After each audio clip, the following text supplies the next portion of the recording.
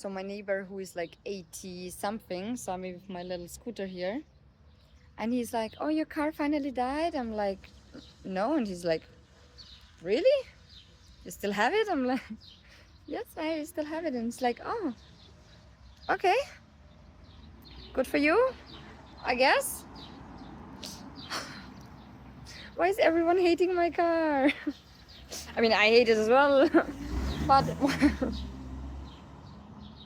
why is everyone else hating it?